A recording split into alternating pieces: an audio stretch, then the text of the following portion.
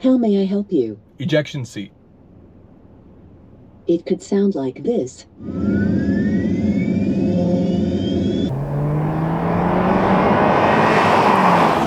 So this is the 2024 Mercedes-Benz GLC 300 4Matic Coupe.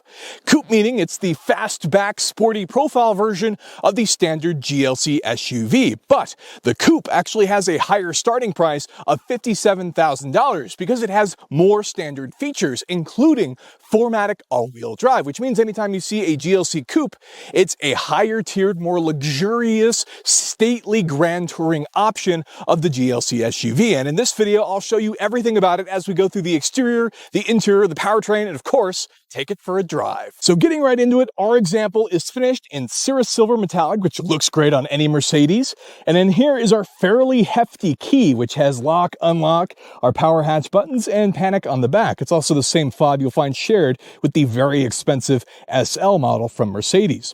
Now, the Coupe model has this swept fastback look that, of course, is going to vary the Coupe from the standard GLC, and the Coupe has a higher starting price because of its various luxurious amenities that come standard. But if you wanted more storage than you would find here in the Coupe, because you are making a sacrifice for this fastback look, you could, of course, buy the standard GLC and then upgrade it with features like 4Matic all-wheel drive, and that would get the price closer to what you find in the Coupe, but you would get a lot of the same features. So some things to consider. The aesthetics here make this look a bit more sporty and a bit faster, but you are making sacrifices as far as the overall practicality of a crossover SUV.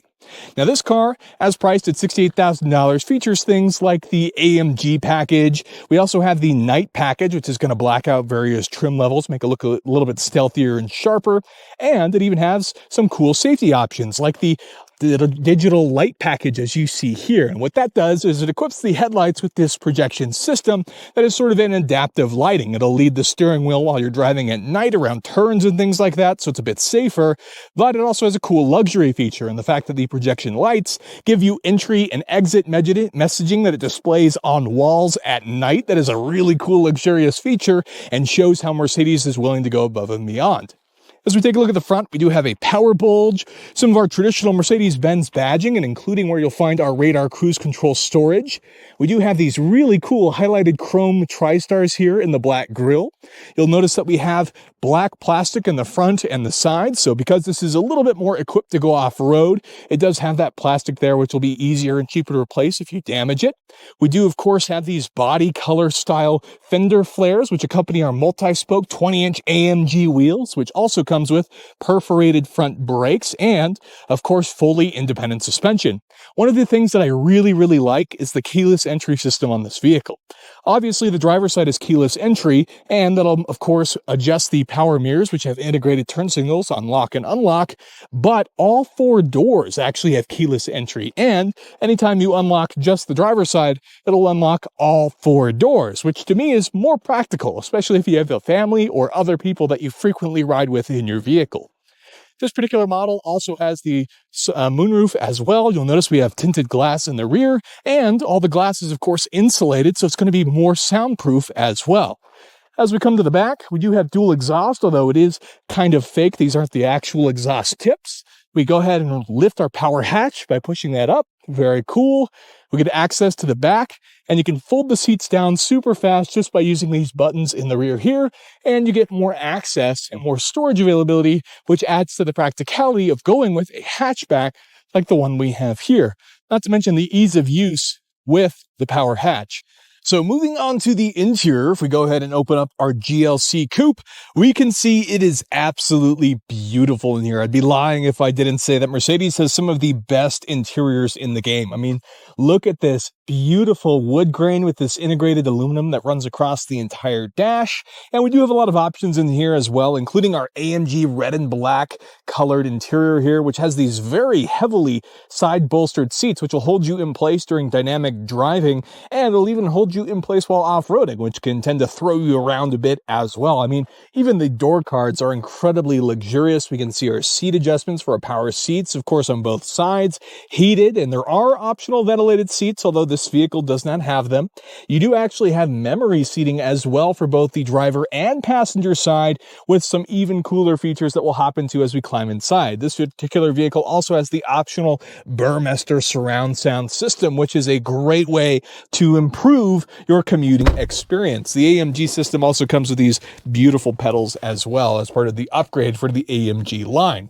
Let's go ahead and start our vehicle up, get the AC going. It's a little bit hot today, but we can see that we do have digital displays, both the driver gauge display and the center display here. And if we take a look at some of the other adjustments I talked about earlier, we have the driver and seat adjustments, but we actually have this really cool button here, which is a fingerprint sensor. You can have up to 7 different integrated systems in here that will save different settings for different drivers based off their fingerprints. So an incredibly cool feature to personalize every experience and without having to change everything every time you get in the vehicle. So very cool feature to have, especially if you have one vehicle that you tend to use for your household or even a business. You could do that with this Mercedes.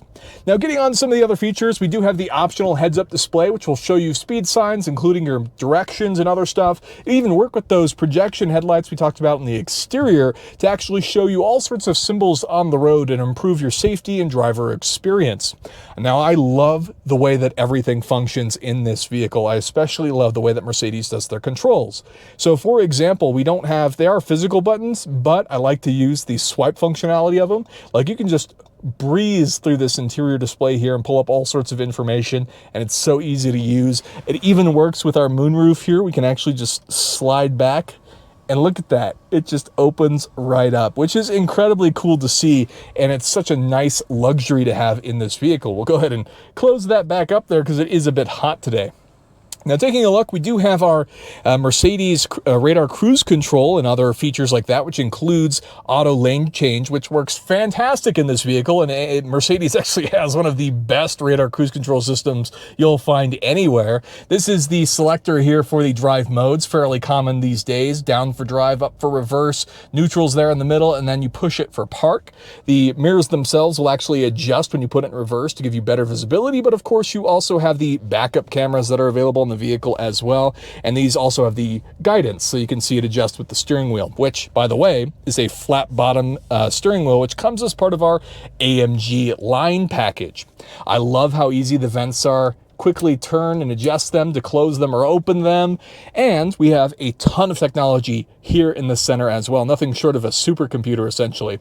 Wireless CarPlay and Android Auto to integrate with your sound systems. But if we take a look at the menus, there's so much that's available here. Now, of course, we do have some comfort settings. It is a luxury vehicle, which includes seat kinetics, which is not quite massage seats, but it's partway there and makes it a bit comfortable on longer drives. We, of course, have ambient lighting with the famous Malibu sunset, which is my favorite theme on the interior. Then if we go back to that menu, we even feature those off-road modes I talked about earlier. And this has a ton of cool features, including an inclinometer. So you can see if your vehicle is about to tip over, which not very likely, but it's in there nonetheless if you absolutely wanted it. There's a lot of other integrations, traction control buttons, and even our hill descent control is all available in this menu, along with our climate controls to activate, change, and even adjust your volumes. But more importantly is the voice functionality that's actually available in this vehicle as well. So for example, if we say, "Hey Mercedes, it's hot in here," I'm reducing the temperature to minimum. How cool is that? But it also has some really cool quirks. "Hey Mercedes, How may I help you? who builds the best cars?" Don't we both already know? How can I help? What do you think of BMW? The same as you do. Otherwise, we would not be sitting here. Tell me a joke. What did the grape say when it got stepped on? Nothing. It just let out a little whine. Moving on, we also have our dynamic control modes, which we have our Eco, which will limit our throttle inputs as to not be too aggressive. We also have the comfort modes next to that, which will make it more comfortable to drive. Sport will obviously make the vehicle a bit more responsive, a bit more dynamic. And then you have your individual control modes as well, which will change how you adjust with the vehicle. You'll also find redundant volume controls and lots of other adjustments that can generally be used in this vehicle, such as the park assist controls, car wash modes, all of these various adjustments that are just at your fingertips, which is incredible. incredibly impressive. We do have this storage container here in our piano glass black with our USB chargers, our wireless charger, and check out this cup holder functionality. If you push that back in, whenever you put a drink in and push down, it folds open. That's incredibly cool. Then we do have some foldable pieces here in the back as well for some center console storage, and everything just works so beautifully in this car. But first, let's go ahead and hop in the back and check out the usability of this vehicle as well. So, hopping in the back here, because it is a 4-door, the seat's set up for me at about 6 foot, and I still have actually a fair amount of knee room in here, and we do get vents in the back, no individual climate control like the front, but hey, at least they still get vents, and there's enough room where you could comfortably fit adults back here. It seats 5 total, but it's not too shabby. And of course, lots of cool integrated features, but quite a nice interior. Let me know what you think about the interior, but let's get moving forward. So under the hood of our GLC 300 is a 2-liter turbocharged inline 4, which features a 48-volt mild hybrid system using an integrated starter generator, which features fuel-free coasting and can recapture energy during deceleration. So that'll improve the overall efficiency of the GLC as well.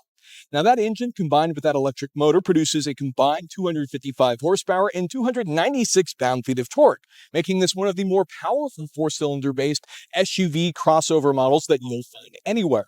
Now that combination is paired with a 9G-tronic 9-speed automatic transmission, which then sends power to all 4 wheels because the GLC comes standard with 4Matic all-wheel drive. The standard GLC SUV, you'll actually have to upgrade it to get all-wheel drive, but it comes standard here on the Coupe model, which is a very cool feature. The Coupe weighs around 4,300 pounds and therefore achieves 0 to 60 in just 6.2 seconds, also making this one of the faster crossover SUVs on that category, and it's fairly impressive as well with the variety of dynamic select drive modes that are available, variety of off-road modes, because it is all-wheel drive after all. That also features some sport modes as well, matching the dynamics of your GLC Coupe. The other thing that's important is fuel economy. Now, this being a 4-cylinder is going to be a bit more efficient and makes for a great touring experience. It features an EPA-rated 24 miles per gallon city, 30 miles per gallon highway with a 26 miles per gallon combined rating. And if we take that combined rating and compare it to the 17.4 gallon fuel tank, that means you should have an average range of 452 miles, which isn't too shabby. That's more than enough to get to the next state, depending on where you live, but plenty for a road trip, certainly. And not to mention that I can say that all of those ratings are fairly accurate with combined driving here in Phoenix. I managed to at least meet or exceed them, and the highway is very impressive. I think you can get close to that 30 miles per gallon highway and get great fuel economy while driving your GLC Coupe as a commuter or as a road trip car.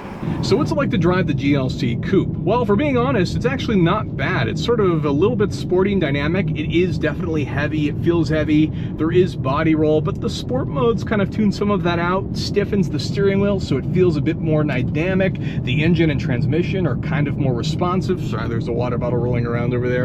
And the general visibility when you get the heads-up display, the projection headlights, and all of your luxurious amenities in here are really, really nice and easy to interact with. It's comfortable for long road trips, but also incredibly quiet thanks to the glass and cushy tires. It's really a nice experience. Now, there is one thing I'll talk about. In terms of overall visibility, out the front is quite good. The A-pillars aren't obstructive. The mirrors adjust in reverse.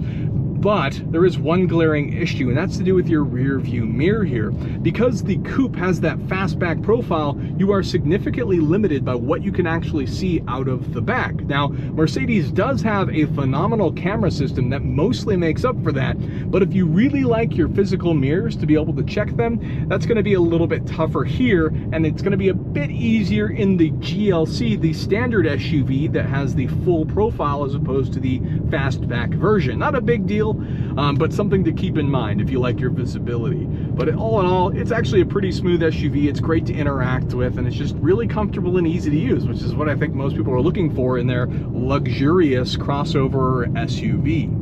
So in conclusion, the GLC Coupe has all of the luxurious amenities you would expect from a Mercedes, all of which are some of the best in the game in terms of overall interior quality and even interior technologies.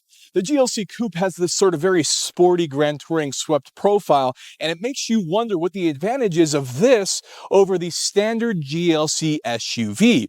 Now, the standard GLC SUV actually has a lower starting price, but the Coupe is higher option. So if you were to put the same equipment on the standard standard GLC SUV as you would find here in the Coupe, they'd come out to about the same price. So to me, that makes me think more value can be found in the standard GLC SUV, because after all, you would get more space back here in terms of total storage area and a bit better visibility out of the back window as well.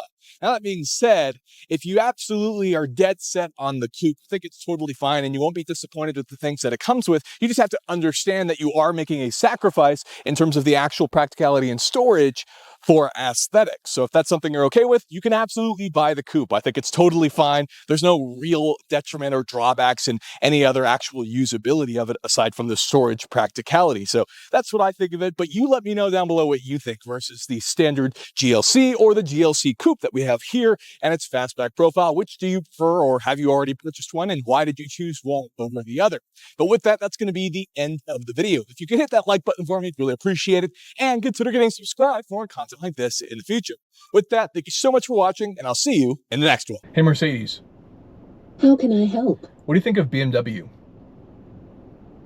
Close acquaintance. Mercedes even manufactured series car bodies for BMW in the 1930s. How can I help? Tell me a joke. German engineers don't joke with cars. It's fair. Hey Mercedes, How may I help you? what's your favorite color? Silver, of course.